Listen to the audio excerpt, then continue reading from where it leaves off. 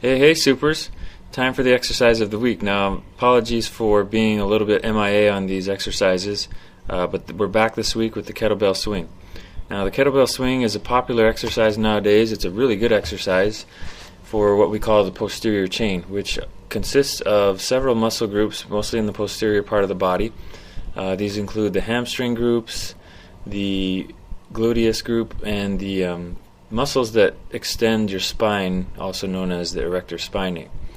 So because these groups of muscles are also quite large in their mass, they also burn a lot of calories, and so in addition to the importance of training the posterior chain for functional activities and also for sports activities, an exercise like the kettlebell swing using the posterior chain also burns a lot of calories. So you get a cardiovascular effect out of this because of the volume that you can perform in terms of the number of repetitions and the muscle action that is used here, which burns a lot of calories.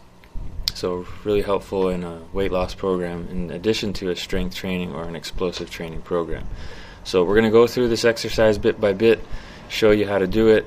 This is not the only way to do it. I've seen many ways of doing it and different ways of being taught. I'm going to show you my favorite way. I'm also going to show you some things that I think are important to avoid injury, and also to make sure you're getting the most out of this exercise for your time. But again, there's different ways you can perform this. This is just one way. Alright, so let's do it to it. So kettlebell, you want to start with a smaller weight, and then you can gradually move your way up. This is primarily, in my opinion, again, a posterior chain exercise, meaning those posterior leg and back muscles. There should be very little involvement, if any, of your arms and shoulders in lifting the kettlebell up. So the setup to start is a nice squat position with your flat back, your head and chest up facing forward, and you want to almost jump your way off the ground. You stop short of actually leaving the ground, but explosively extend your way upward. And there's a little bit of a forward snapping motion in the hips that you can see here. And that's going to be the finishing touch on your hip extension. So again, use the power of your legs to thrust the weight upward. And you don't have to bring it super high above your head. I'm going to show you an example of how this is done by some people, but it's not necessary. But here a couple of things I wanted to point out are some excessive forward leaning, which includes a little bit less involvement with the legs, which is what we're trying to train. So you want to avoid that, not only for that reason, but hopefully for obvious reasons, in that with the excessive forward lean you might cause some unnecessary strain to your back. So be sure to keep your butt down and explode upward. Another common mistake to avoid is going excessively slow. Now here my posture is fine, but I'm coming up too slow without any explosion, without any hips snapping forward, and what that requires then is for me to lift the weight with my arms and shoulders more. Now if you're training arms and shoulders, that's fine, but again, for the way that we're trying to perform this kettlebell exercise, we want some explosiveness going upward.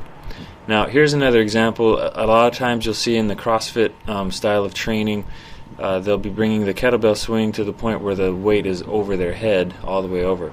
That's not necessarily wrong, but it's not necessary in the case of what we're doing here. If you wanted to get more of a shoulder workout in addition to everything else that goes with the kettlebell chain, then you could definitely do that. And a lot of people will want to do that as they move to heavier and heavier weights, but in this case it's not really necessary.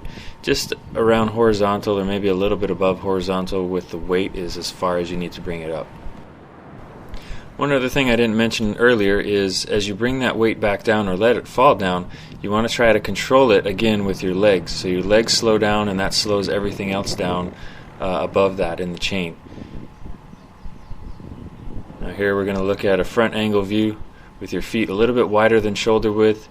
You can still see somewhat that forward hip snapping that occurs with the explosive upward movement in hip extension and knee extension, which is what we're trying to train here. Okay, so I hope you guys give this a try and get the most out of it. If you have questions, leave comments again or on the Facebook page. Thanks. Aloha.